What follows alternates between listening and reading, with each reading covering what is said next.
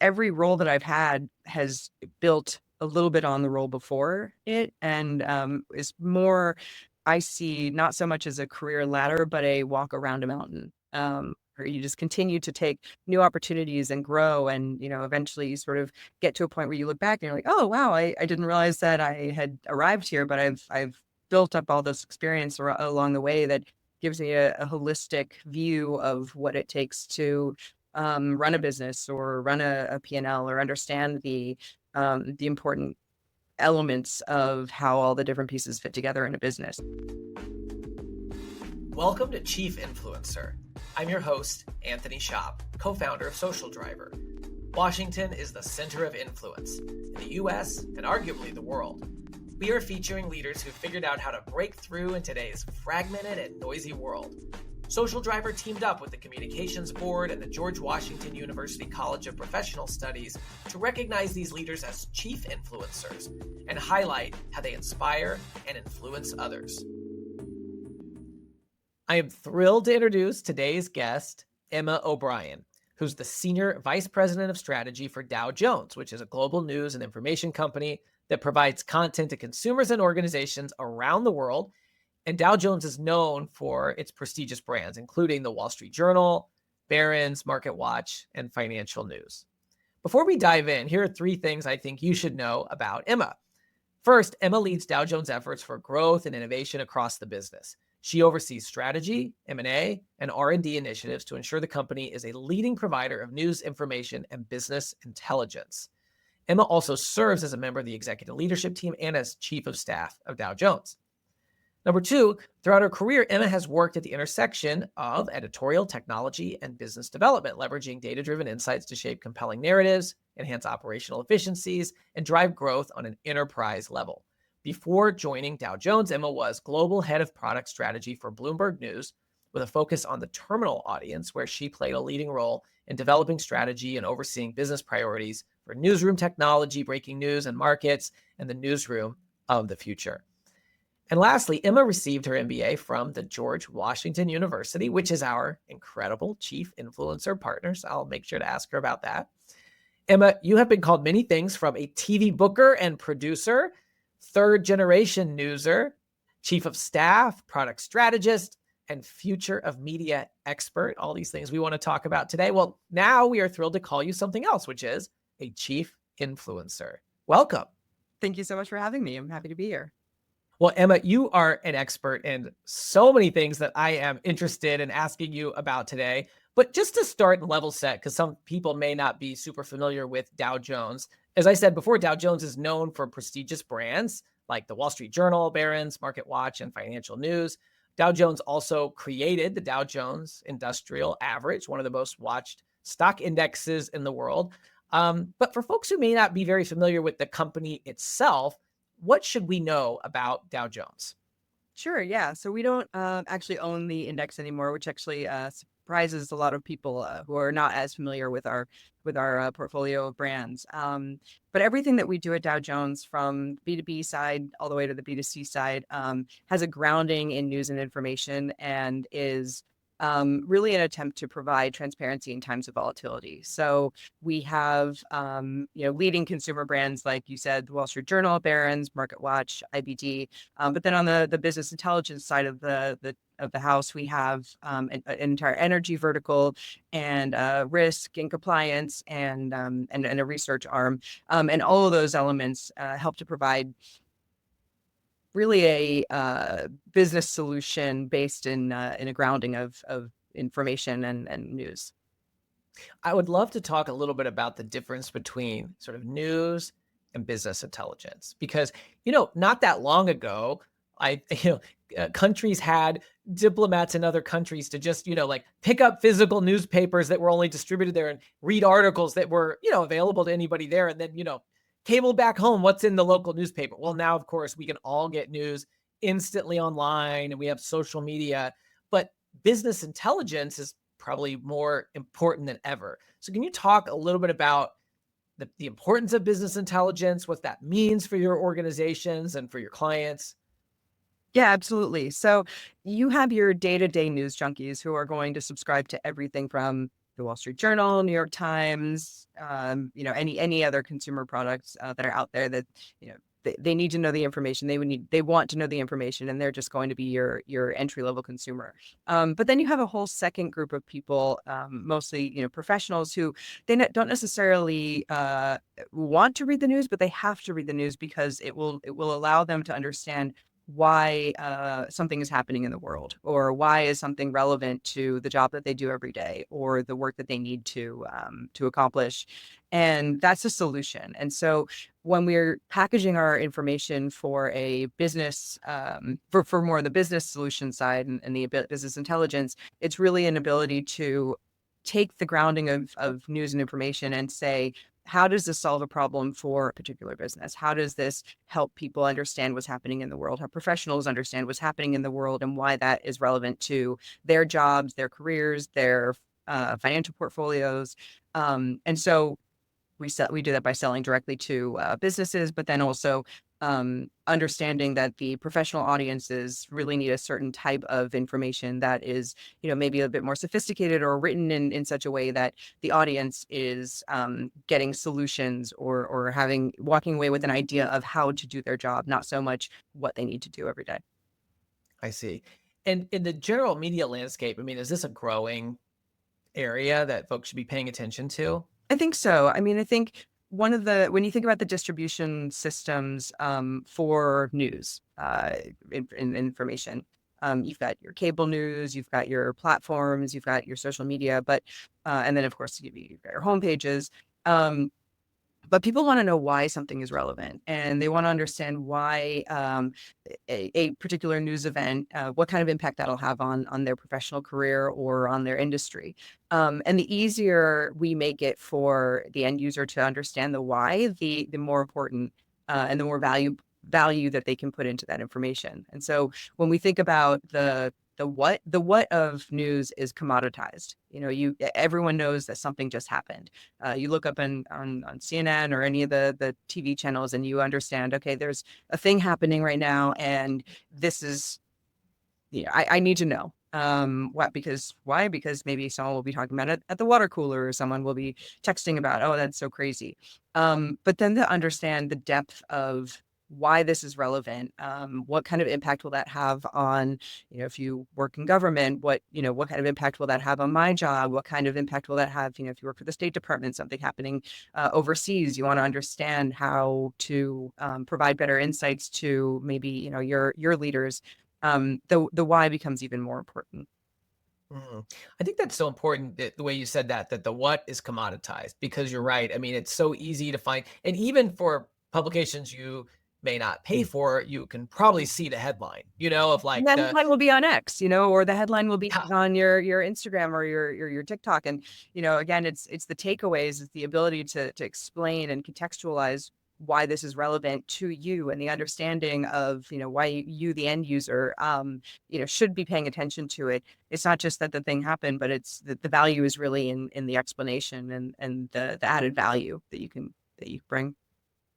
yeah, I've even noticed, I mean, you've noticed this as well, but when I was younger, before the media landscape looked the way it was, the headline would usually tell you the most important thing. Mm, And now you'll notice a number of media organizations where the headline alludes to something, but you have to click and read the story yeah. to get, this company just announced where its new headquarters is going to be, or something, and it's like, well, where is it? And Right. to find out the city, you have to click first. It used to be that would just be in the name of the headline. And so we're seeing just like the adaptation to what you're talking about. Yeah, and I mean, I find that very tricky. You want to have it potentially, if it's a commoditized news event, then, have the headline explain what happened. People will walk away just reading the headline, and that's fine. Or if someone really needs to know more, then they will want to click in. So, the idea of going fishing as a headline writer to try and get those clicks or get that read through is a little bit cheap. But there's also a change in consumption, and so with personalization and technology, there are more ways to give the end user what they need. So if you're someone who you just need to scroll through and you need to know the what, and you yourself can walk away and figure out what the why is, and figure out, okay, this is why this is relevant, or oh, this is a story that I'm going to want to click in on. That's fine. Read the headlines, move on. That's great. Technology is allowing us to also make it easier to derive insights or a summary, or really provide the end user the information that they need in the way that they want to consume it. So I, for one, I'm not really I don't watch videos, but a lot of people do consume their news in short form video or in vertical video. It is now easier than ever to convert a story into either an audio file, or if someone's driving and they want to read an article, that's enhanced with technology in a way that I would prefer to sit down at the end of the day and read the story, or at the beginning of the day and read the full story. It's just different consumption preferences that are now much more available to be dynamic. And so the example that you gave of the headline and the phishing, then it allows you to say, okay, you know what, I only have time for headlines today. I'm going to click a button and be able to see just the headlines. But you know what, it's the end of the day. I've been working all day. I really want to understand what happened in the world while I was at work. You might want to have the longer form version, and technology is allowing us to do that much more easily. Yeah, and one of your properties, the Wall Street Journal, pretty traditional, like, kind of, I mean, I want to, not old school in today's form, but I mean, in terms of like, this is, where people would be sitting around reading this paper, it's been around for a long time. But now, in addition to the app, you have the journal, which is the podcast where they take an in-depth article. And so it's exactly what you're describing, and it provides more context. And, there might even be an interview in it or something like that. And so we're certainly just seeing so much variety of content types come from different media organizations when they used to be organized by media. Hmm. A print organization, Yeah. an audio organization, a video organization. And now you're seeing that overlap where, the Wall Street Journal embeds videos from the tech reporter reviewing a new iPhone or something like that. And so now it's a multimedia company. Right, right, and it should be, because we can't just sit here and say, okay, we're going to present our information and our news in one particular way and take it or leave it. I mean, no media company can actually survive that way. You have to adapt to where your consumers are, and where your potential subscribers are going to be, and then your readers are. And the truth is that the world is much more multimedia. The world is visual. It's 3D in some Yeah. ways. It's VR. It's audio. It's video. It's all the different platforms. And so there's a responsibility on us to make sure that we're dynamically adjusting to continuing to provide that content in the way that people want to consume it, but then also to do that in such a way that it doesn't erode the integrity of the underlying story, which I think we Yeah. do very, very well. Absolutely. I'm a Wall Street Journal subscriber, so I love it. I read it every day. Okay, I want to take a step back because you have a very, I think, interesting career in media, in that you started as a booker, and now you're leading business strategy for, a very large company that happens to be in the media. Can you talk about that journey, because that's I think somewhat atypical. It is, I think. I think maybe some executives start out their careers saying, I'm gonna be a media executive, or I'm gonna end up, running a team or a department or a strategy. And I've sort of fallen into it, but I think it all comes from a grounding of interest in the future, and where companies are going and what's next. And so, as you mentioned, I started my career in cable news as a booker. Getting people on TV, trying to find interesting voices to join the cable experience, and lend expertise to our viewers. And I kind of my next job took me through the looking glass into the kind of the other side of that, where I was pitching people to be on TV. And so understanding that that opportunity came to me, and I just sort of said, oh, I have the grounding for how to do this communications job. I think I understand how to pitch people. So okay, I'll take this job, and I'll apply what I learned as a booker on in cable news, and into an ability to get our writers on TV. So then I was working at Atlantic Media, which owns or at the time owned, Quartz, National Journal, The Atlantic, of course, GovExec, and others, and all great brands. And so I had the opportunity to start to pitch them on TV, and that, again, like I said, was a grounding from my original experience as a booker. And then I ended up becoming a communications director, just because my boss left, and I thought, oh my God, I need to learn more about business. I'd always been on the editorial side.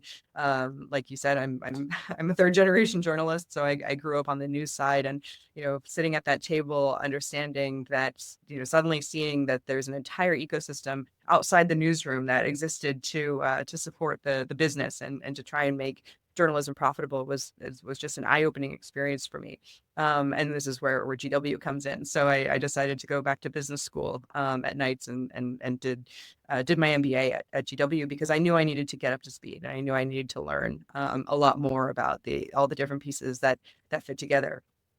And so I did that while I was doing communications. I moved to Bloomberg at some point during during the 3-year part-time program at GW.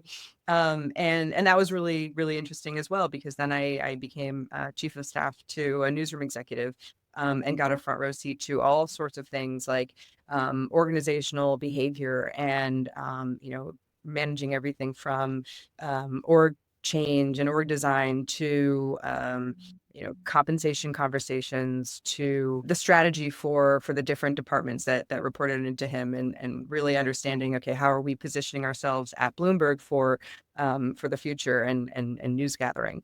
And so it's every role that I've had has built a little bit on the role before it, and is more, I see, not so much as a career ladder, but a walk around a mountain. Where you just continue to take new opportunities and grow, and eventually you sort of get to a point where you look back and you're like, oh wow, I didn't realize that I had arrived here, but I've built up all this experience along the way that gives me a holistic view of what it takes to run a business, or run a P&L, or understand the important elements of how all the different pieces fit together in a business. And so obviously business school helped with that, but also having a front row seat to a lot of these different business functions has been useful in that as well. That's great. Your journey in a few ways mirrors my own, just because I worked in sort of the media side, journalist for a short amount of time, but then in more public relations, and realized, I didn't know anything about the business side. I'd never Right. taken an accounting class or anything. And the people who seemed to be the most valued and valuable, maybe they had that knowledge. And to me, it was another language. So I said, I need to learn about that, and ended Yeah. up doing the MBA program at GW. You're So right. Yeah. Yeah. love that connection. So as we think about kind of your pivot into business strategy, there's sort of two things I want to make sure we touch on. Um, the sort of influence on the outside and influence on the inside. Mm. So to start kind of on the outside, though, I mean, you were a TV booker. You were deciding, how do I find the right people to put on TV? And then you switched roles, as you said, and you were pitching those people. And something that I repeat a lot, and feel free to agree or disagree with me, is I think faces have become the new logos. I think that organizations can't just rely on their corporate logo and corporate brand, but they have to really elevate people. And that's something that's been true in the media world for a long time, is that you would really get to know whether it's a columnist or, a host on TV. That became part of the brand, in some ways stronger than stronger part of the brand than maybe even a logo. And you've been so close to that, as somebody who has, again, both booked and pitched. You've been on both sides of that. So I wonder if you could talk a little bit about your view on the individual faces in today's world, because we're seeing the media landscape has changed so much over a short amount of time.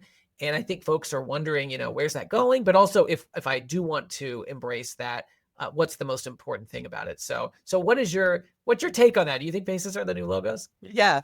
I have two primary thoughts on that, and they actually, I think, are in some ways counterintuitive to each other. But the first thought is yes. I mean, there's an element of trust when you feel like you get to know someone. I mean, when you listen to podcasts, if you listen to the same podcast week after week after week, that person's in your head. That voice is in your ear. That voice is, with you for your commute, multiple times a week or multiple times a day sometimes. And you develop a relationship and a basis of trust with that person, whether it's value, whether it's true or not. There's a familiarity there. And I think that is that is borne out in, also this election. You definitely saw the people who um are using the platforms. And so you're looking at the platforms, and you're looking at TikTok, and you're saying, wow, people are getting their news from, this uh, fill in the blank TikTok name or TikTok voice. And it's because there's an aura of authenticity when you feel like you're just having a conversation with someone. Like we're having a conversation right now. This feels authentic. You're not an AI, and you're not a logo that I'm trying to look at on the other side of. Am I not an AI? Oh No, I'm my. just kidding. They're getting so good, I You're feel like eager to tell, yeah. But there isn't, so there's that authenticity thing where if you have a good brand that is enhanced by the authentic humans that are able to step out and support that. And so, anyone that you see outside, at the Wall Street Journal, or Emma Tucker, of course, she's trusted, she's public, she's out there talking about the journalism, or Almar Latour, who is also out there talking about the value of information and the information ecosystem. You get to know these people and you get to know these voices, and it helps to drive the trust that you have in either a brand or a person or a personality. And so in that way, I think, yes, the faces are aligned with the brand, and can enhance brand trust and can enhance that. On the flip side, so then here's the counterpoint to that okay. is, inside a business, you have to be authentic, and you have to be an honest broker in everything that you do, and particularly in a role like mine, where I am working horizontally. I'm working, directly with the CEO, and I'm working with employees. And there's if you're not authentic, and if you are playing games, and if you're not seen to be trustworthy, or if you're in some way untrustworthy by nature, then you will not be able to influence or achieve the things that you need to achieve. And so um, it's not necessarily about being the face of something. You don't have to be the face of something if you're working internally in a business, but more about, what are you bringing to the table every day, and can you be trusted? And a lot of that has to do with the personality that you have. This episode is brought to you by the George Washington University's College of Professional Studies. With in-person and online programs ranging from master's degrees in public relations strategy to certificate programs in digital communications, GW offers more than just the credentials to help working professionals get ahead. It prepares them to be leaders in their field. I'm a proud GW graduate myself, and I can attest that the faculty members combine academic rigor with real-world lessons that can't always be found in textbooks. Check out cps.gwu.edu for more information. Yeah, I think it's good to talk a little bit more about the influence inside of an organization. And I wonder if you could talk about sort of what you've learned in that the process of moving into different roles in your career, and especially being involved in one that's so, as you said, horizontal, where you're working with so many different areas of the business.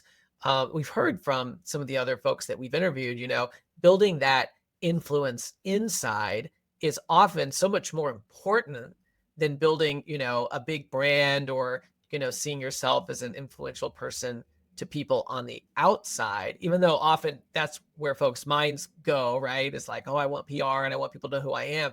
But if you don't have that influence inside the organization, it's really hard to get things done. So what have you learned about that? And because I know that's something that you really excel in, and it's something that's been really important for your own career progression. Yeah, no, I am definitely the quiet influencer. I'm the person behind the scenes. I've never been someone that sought the limelight. I love to do a good job. I love to work hard, but the idea of, me being out there and saying I'm I'm the face of this, or follow me, and you'll trust me, you'll be there. I'm much more pragmatic. I'm much more, take the facts, look at the facts, see how things go, and then make good decisions. And I think I've always been in roles where I get to be a neutral party, and that has, or at least maybe I've built these roles into being a neutral party, where I'm not open to being advocated or influenced by other people. I really try to take in all the information and give a an honest readout of what I think is the best direction, regardless of who's giving me the information. It's really about facts, and that has really served me because, again, in a chief of staff role, which I've now held twice, in those types of roles, and in other um, in influential advocacy roles, and I mean that in terms of strategy, Mhm. it is much more important to make sure that you are pragmatic and that you're not just playing favorites, and that ends up having better business solutions and better outcomes. And I think that started for me when just growing up in news, and it's all about facts, and it's not about making a grand case, or trying to push people along in one way or another. It's really about what's happening here, and then what's the way through. So help us, think about, I mean, I know that you talked about the importance of, building that trust on the inside, being an honest broker and focusing on the facts. But give us a little bit of like a day in the life. What are some of the decisions that you're having to help the organization evaluate? And then who do you have to influence inside of your organization and, bring into the mix on things like that? Yeah, I think it's really important that I don't play favorites. So if there's an area where, and I will not go into too many specifics because this is active, stuff that we're working on now. But if we're thinking about a new strategy, or if I'm driving a new opportunity for a cross-functional, cross-vertical new product or new idea or new business opportunity, I want to get the right people in the room, and I want them to think that I want them to know that when I call a meeting, or when I bring people together, my peers across the executive team and beyond, that it's not in order to push my agenda, or it's not to figure out a way to make myself more powerful, or make myself more important in a way. It's really bringing people to the table and saying, okay, how are we going to solve this problem? Or I've done research and I think that this is the right way, but let's help each other find the path forward and create the business plan and develop the ideas that are either coming top down, or that we're coming to together, or that I'm coming up with. And everybody gets a voice, and everybody gets a chance to weigh in. And then, I'll go away and pull together a plan that I think makes, I am proud of my commitment to being Switzerland, to being, the pragmatic party in these negotiations, because I'm not just going to always align with this one particular group because we're friends, or anything like that. I love that you said Switzerland because, we had Swiss ambassador Jacques Pitlou on the show. And Perfect. so that was a good tie in Yeah. to help me mention another episode. So you talked about having people feel that, that you're an equal broker. And what advice do you have for somebody who might be having to manage various stakeholders internally about how to set that up? How to, I mean, even just, I assume the process of how you organize a meeting like that and the agenda for the, there are probably some things there that might be little but could make a big difference in terms of how people interpret that. That's a really good question. Yeah, I mean, I not just trying, but achieving, not playing politics, not making sure that the people who are at the table are all on the same level, or are at least given a chance to, everybody is given equal chance to weigh in, and to not position the meeting like the decision has already been made, but to really give everybody a voice, and make sure that each function, and particularly where I sit, with all these horizontal functions and all these vertical leaders, is it's just important to make sure that everybody feels like their voice is being heard. And even if I ultimately, go in a different direction, or if we as a business decide to go in a different direction, at least everyone's had a chance to raise their concerns or raise their thoughts. And so while maybe might not agree, or a particular group might not agree with the direction that ultimately I or the CEO for sure has decided to go in, that at least they've been given a fair shake to present their case for a direction forward. And that I find very valuable when I'm the stakeholder in question, where it makes it easier to say, okay, but at least, I'll get on with it, but at least I had a chance to raise my point. And so Yeah. facilitating those conversations and making sure that decisions aren't just made in a vacuum is a very important part of it. Now, I know you work on obviously a lot of very sensitive business things, mergers and acquisitions and new strategies, and you can't talk about things that are in progress. But thinking about your time with Dow Jones, are there any examples of initiatives that you've been a part of that you can share with us, and that you might be proud of, that we could even hear a little bit of kind of the influence that goes into those? Yeah, no, I mean, I'm definitely proud of all the work that we've done on strategy.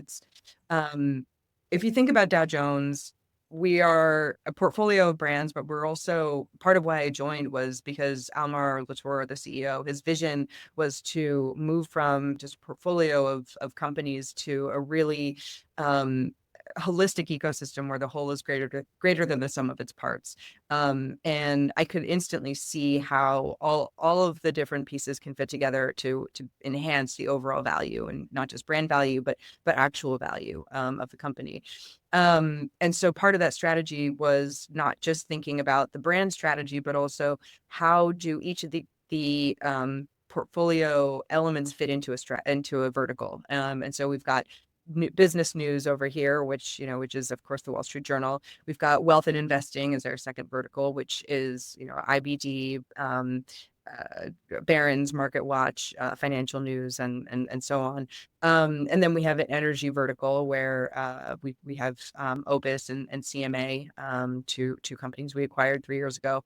And then we have risk and compliance, which is our another B2B business that we have for sanction solutions and KYC.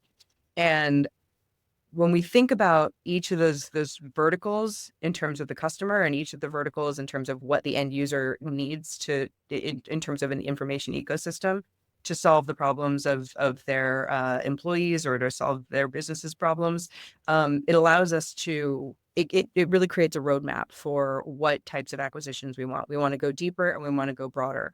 And so if we're looking at wealth and investing, or if we're looking at um, energy or risk and compliance, we can say, okay, what information do we need to go deeper in these areas? And so our most recent acquisitions will have been to either solve a capability gap for one of those, or our investment strategy has also solved capability gaps in some ways.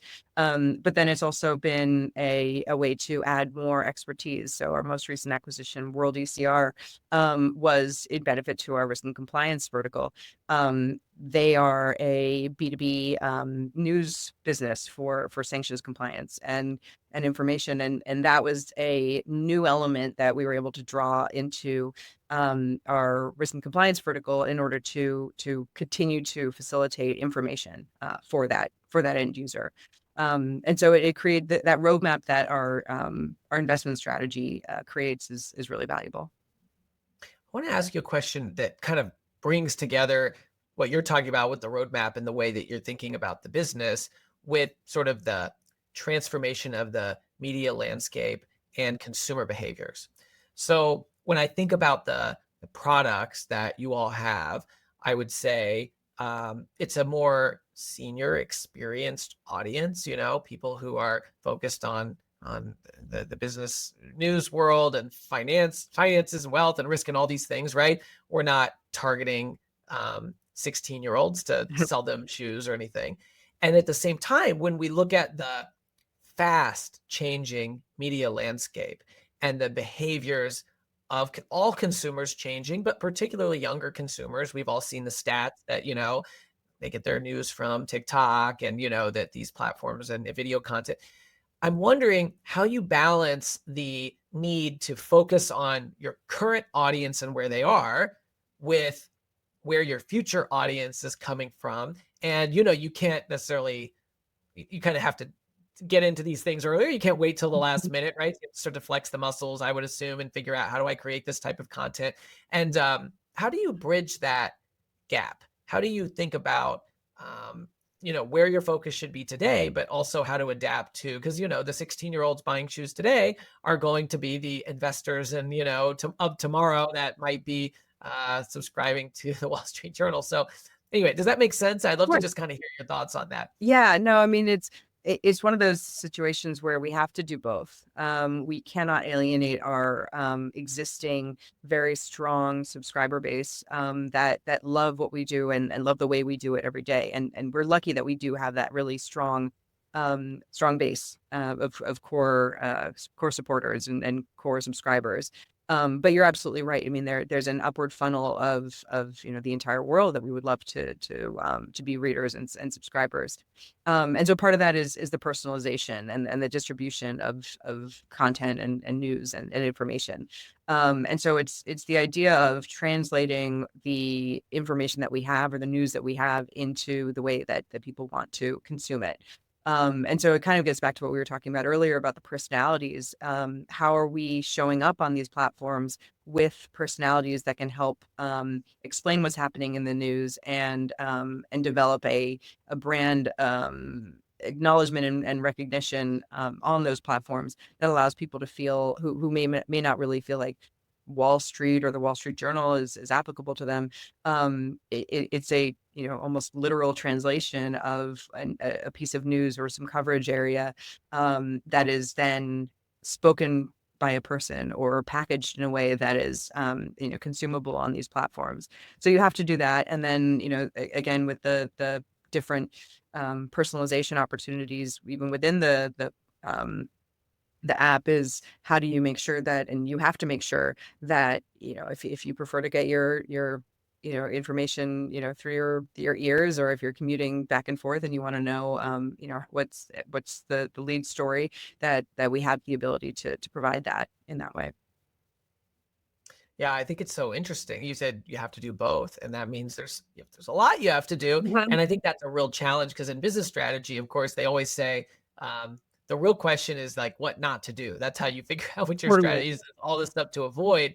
And so when it feels like you have to do a little bit of everything, but then we know strategy is all about making those choices. Is that part of managing those stakeholders? Do you have a lot of people raising their hands saying, "Well, we should do this, we should do this, we should do this," and Yeah. you kind of have to help figure out which ones to not do? Yeah, exactly. And you have to stage gate the opportunities too. I mean, you can't just come in on day one and say, we're going to do all of these things and we're going to hire 100 people and we're going to develop this business and this is how it's going to happen on day one. Well, you literally can't even hire 100 people in one day. Yeah. It's actually impossible. And so to understand um, the actual process of building a business and assessing the opportunity and finding the early wins so that you create momentum in your growth strategy is really important. And so you can't, one, you have to be able to say no. And most of the time, I don't say no, or we don't say no. It's a not yet, or this is great, but we should put this in phase three, or what's the longer term growth strategy? In one of our businesses, our leader has massive ambitions, and we love that. I would rather work with someone who has 100 ideas that we can only do 20 of them than someone who has no ideas and just says, well, this is the business and this is how it's going to run.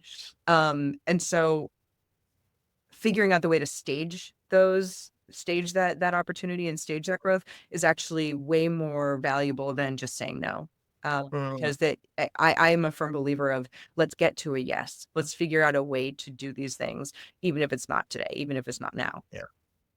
I think that's such a really great piece of advice because, any leader is going to be in a situation where there are various stakeholders that are coming to them with a million ideas. I mean, even you chair a nonprofit board and suddenly every board member brings their idea to you and, they want, of course, they don't want to do it, be in charge of it. They want the person that they go to make it, all happen. And so finding a process so that it's not just a yes or no, Yeah. but there are stages. I like you said, stage gate it. And it may be not yet, it may be at this level, and there's a process for it to go through. I think that seems like a really good way to help manage a lot of great ideas alongside with the business strategy, and a lot of also personalities that might be, strong and have a lot to offer, because you don't necessarily want to shut those ideas down, but they also may not be the right idea for the moment. And it's also important to have data. And so there are a lot of ideas that maybe one person, maybe even an executive would say, oh, I think this is the right way to go. But until you've really tested it, you don't necessarily know that they're there. It's really based on someone's kind of gut or perceived expertise, which, maybe they have, maybe they don't. In some cases they don't. Yeah. Here we do. But it's really important to make sure that there's data to support the initiative or the idea that you're trying to or the business that you're trying to move off. And maybe you test a bunch at the same time. Maybe you say, this opportunity over here is, kind of, we're going to go to market, with a proof of concept for two opportunities at once, and then ultimately over time say, what, this is the one that has been much more successful, so we're going to prioritize this. Again, doesn't mean that the other thing is a no, unless the data really say this is definitely not the direction to go Mhm. in. And then we weave in the rest of the business strategy from there. You mentioned earlier, and you grew up in a family of journalists. And as I hear you talk about this, like finding those facts and kind of trying to make sure that you're giving balance. I mean, do you think that did that background really inform the way you show up and inform your philosophy? Absolutely. Because news and I grew up in the news gathering side, as journalists and reporters. And so I am a firm believer that you do not show up in news and in journalism to necessarily advocate for one side or the other. You have to have that journalistic integrity, you have to have that neutrality. And that has been a grounding against which my entire career has been built. I Similarly, I want to see the information. I want to see the data. I actually don't want the editorialization of things as I'm starting to bring information in, and as I'm developing an idea or incubating an opportunity. It's really, what do the facts say, and how do we be pragmatic about the approach forward? Because that's exactly what we need to do.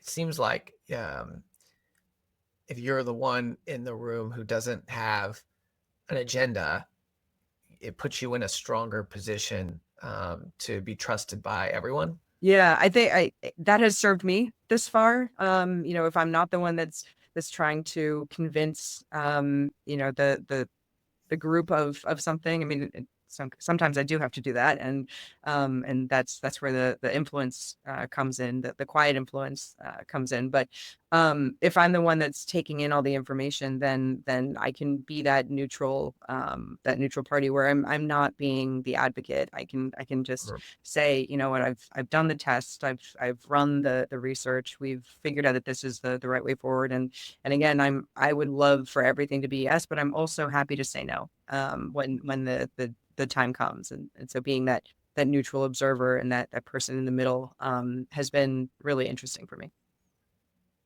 the last thing I have to ask you, because we're both GW MBA grads, is just how has the GW MBA, I mean, helped you pivot and to this career? Obviously, it was important to that, but also just what did you take away from it that's helped you even today? Yeah, I really do feel like I can figure anything out. And it's not because I'm smarter than anyone. It's not because I'm instinctively more brilliant. It's because I I know how to do the research, and I know how to figure out and ask the right people and understand where my gaps are.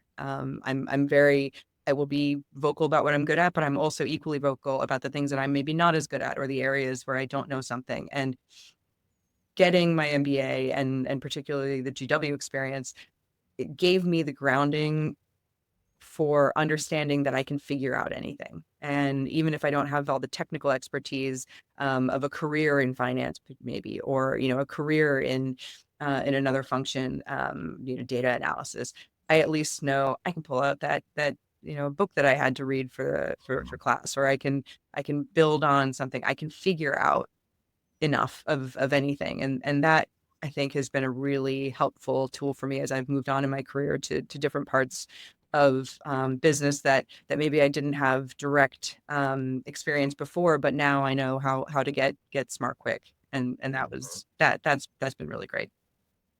When there are a bunch of options, we can put them in a 2 by 2 matrix to help make sense of it, right? Exactly. Exactly.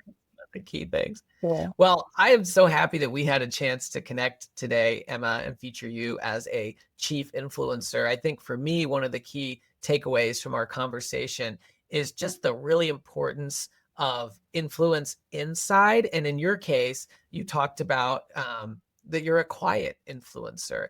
And you gave a lot of examples, I think, rooted in your journalism background, which is a family business, about, gathering the facts and playing that neutral role and giving everybody a voice, which I think are all qualities that probably a lot of great leaders do, but especially great journalists, and how you've been able to use that to drive really critical decisions for a business that everybody's heard of, Dow Jones. So I just want to say thank you so much for spending time with us today. Oh, thank you so much for having me. This was a great conversation.